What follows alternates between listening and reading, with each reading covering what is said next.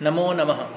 भवतां सर्वेषां स्वागतम्। मैं डॉक्टर आशुतोष पारिक आज आप सभी विद्यार्थियों के लिए श्रीमद् भगवद गीता के छठे, सातवें और आठवें श्लोक के बारे में चर्चा करेंगे। आइए सबसे पहले बात करते हैं इससे पहले के घटनाक्रम के बारे में। हमने पहले पढ़ा था कि श्रीमद् भगवद गीता के प्रारंभिक 5 श्लोकों में कि अर्जुन जो है वह विषाद से ग्रस्त है और वह किसी भी रूप में इस युद्ध को करना नहीं चाहता।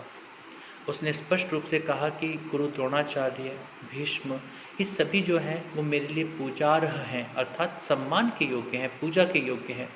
मैं इनका वध नहीं कर सकता। इससे बेहतर तो यह होगा कि मैं भिक्षावृत्ति के द्वारा भीख मांग करके ही अपना जीवन यापन कर दूँ। और इसी चर्चा को, इसी बात को पुष्ट करने के लिए अर्जुन छठे श्लोक में कहते हैं, न चैतत विद्मः कतरनो गरीयो यत्वा जयेम यदि वा नो जयेयुः यानेव हत्वा न जिजीविषामस् तेव स्थिताः प्रमुखे धार्तराष्ट्राः। इसका अन्वय इस प्रकार से है, एतत् च न विद्मः न कतरत् गरीयः यत् वा जयेम यदि वा नः जयेयुः यान् हत्वा न जिजीविषामः ते एव धार्तराष्ट्रा प्रमुखे अवस्थिताः। तो यहाँ पर अर्जुन जो है वे कहते हैं कि एतत् अर्थात यह, न नहीं, विद्म जानते, नह हमारे लिए, कतरत अर्थात क्या, गरीय श्रेष्ठ, गुरु अर्थात श्रेष्ठ कार्य है, यद्वा अथवा, जयेम हम जीतेंगे, यदि वा नह जयेयुः यदि हम जीतेंगे अथवा नह जयेयुः। नह यहाँ पर जो है वह अस्मत् शब्द का ही वैकल्पिक रूप के रूप में बनता है और नह का अर्थ यहाँ पर हमको, हमें, जयेयुः वे जीतेंगे, यान हत्वा, यान अर्थात जिनको, हत्वा मारकर, हत्वा हन धातु में त्वा प्रत्यय का प्रयोग किया गया है, तो हत्वा अर्थात मारकर, न जिजीविषामः, जिजीविषामः यहाँ पर जीने के अर्थ में जीव धातु है और उसमें सन प्रत्यय का प्रयोग किया गया है और लट लकार प्रथम पुरुष एक वचन का अर्थ है। जिस भी क्रिया में सन प्रत्यय का प्रयोग किया जाता है वहाँ पर उसका अर्थ इच्छा रखना हो जाता है। तो जिजीविषामः अर्थात जीने की इच्छा रखने वाले हम, यानी कि हम जीने की इच्छा रखते हैं। तो न जिजीविषामः अर्थात हम जीने की इच्छा नहीं रखते हैं, अर्थात जिनको मार करके हम स्वयं जीने की इच्छा नहीं रखेंगे, ते वे एव ही धार्तराष्ट्राः, धृतराष्ट्र के पुत्र, धार्तराष्ट्राः अर्थात धृतराष्ट्र के पुत्र, कौरव आदि धृतराष्ट्र से संबंधित, प्रमुखाः ये सब प्रमुख, अवस्थिताः हमारे सामने अवस्थित हैं अर्थात स्थित है। तो अर्जुन इस बार इस श्लोक में एक स्पष्ट बात करते हैं और वो कहते हैं कि क्या हमारे लिए श्रेष्ठ है और क्या हमारे लिए श्रेष्ठ नहीं, ये हम नहीं जानते। हाँ, लेकिन या तो हम उनको जीत लेंगे या वो हम पर विजय को प्राप्त करेंगे।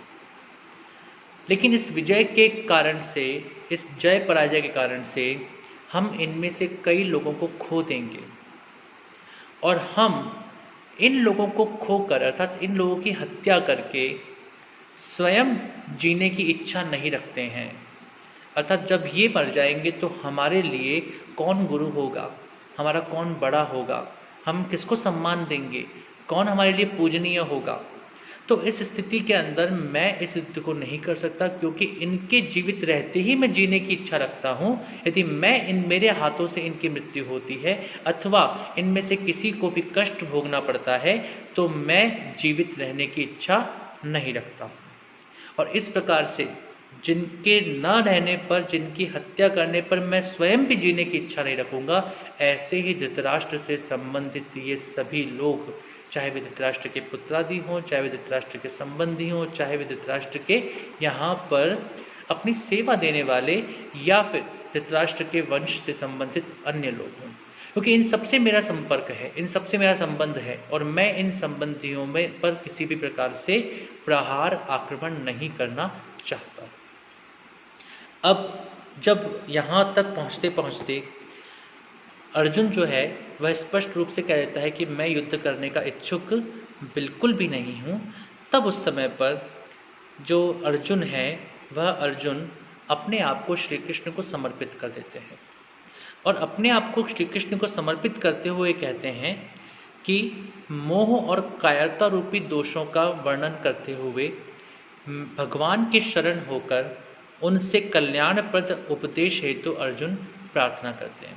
वे कहते हैं कि देखिए, मैं तो मोह में हूँ, मैं विषाद में हूँ, मैं कायरता के रूप से भी नज़र आ रहा हूँगा।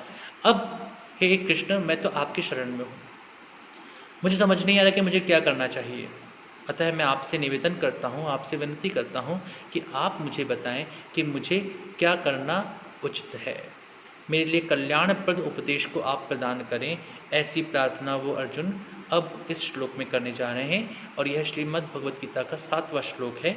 उसमें वो कहते हैं, कार्पण्य दोषोपहत स्वभावः पृच्छामि त्वां धर्म सम्मूढ़ चेतः यच्छ्रेयः स्यान्निश्चितं ब्रूहि तन्मे शिष्यस्तेहं शाधि मां त्वां प्रपन्नम।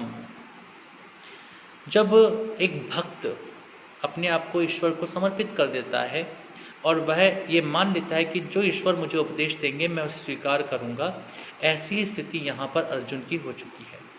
अर्जुन इस युद्ध से अपना मुंह मोड़ना भी नहीं चाहते, लेकिन इस युद्ध में डटकर खड़े रहने की स्थिति में भी वो नहीं है और इसीलिए वे श्री कृष्ण को कहते हैं कि कार्पण्य दोषोपहत स्वभावः।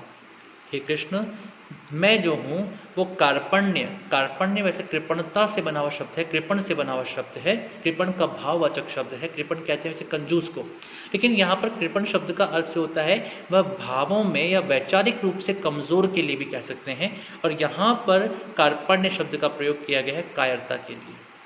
तो कार्पण्य दोष अर्थात कार्पण्य कृपणता रूपी दोष अर्थात कायरता रूपी दोष के कारण से उपहत मेरा जो स्वभाव है या मेरा जो विचार है, मेरा जो चिंतन है, वह उससे उपहत हो चुका है, उससे युक्त हो चुका है, उसको प्रभावित कर दिया, उसने घेर लिया है। धर्म सम्मूढ़ चेतः, और धर्म के विषय में मेरा जो चित्त है वह चित्त जो है वह मोहित हो चुका है, मूढ़ हो चुका है। मैं नहीं जान पा रहा कि मेरे लिए क्या धर्म है और क्या अधर्म है। त्वाम, तुमको, पृच्छामि, पूछता हूँ। हे कृष्ण, मैं तुम्हें पूछता हूँ। यत् निश्चितम श्रेयः, जो निश्चित रूप से मेरे लिए श्रेय कारक है, श्रेय साधक है, कल्याण कारक है, स्यात् हो, तत् वह, में, मुझे, ब्रूहि, बताएं या कहें। ब्रूहि शब्द जो है उसमें ब्रू धातु है और इसमें लोट लकार का मध्यम पुरुष के एक वचन का प्रयोग किया गया है। अहम ते शिष्यः, हे कृष्ण, अहम अर्थात मैं, ते तुम्हारा, शिष्य हूँ। त्वाम प्रपन्नम माम शाधि, त्वाम मैं तुमको, प्रपन्नम प्राप्त हुआ हूँ, तुम्हारी शरण में आया हूँ, तुम्हारे पास आया हूँ। माम शाधि, आप मुझे शिक्षित कीजिए, उपदेश दीजिए, शिक्षा प्रदान कीजिए, मुझे बताइए कि मुझे क्या करना चाहिए। तो इस प्रकार से हम देखते हैं कि अर्जुन जो है वो पूरी तरह से अपने आप को कृष्ण को समर्पित कर देते हैं और स्पष्ट रूप से उन्हें कहते हैं कि हे कृष्ण, आप ही मुझे अब बताएं कि मुझे क्या करना चाहिए, क्योंकि मैं तो आपका शिष्य हूँ और मैं आपको शिष्य के रूप में प्राप्त हुआ हूँ और आपको मैंने अपने शरण देने वाले के रूप में स्वीकार किया है, अतः मैं अब किसी और के पास जाने का इच्छुक नहीं हूँ। आप ही मुझे अपने कल्याणप्रद मार्ग की ओर प्रेरित करें। इस प्रकार से हम देखते हैं कि अर्जुन जो है वो श्री कृष्ण को अपने शरण के रूप में अर्थात उनको अपने आश्रय स्थल के रूप में स्वीकार करते हुए और कृष्ण को उपदेश देने के लिए कहते हैं।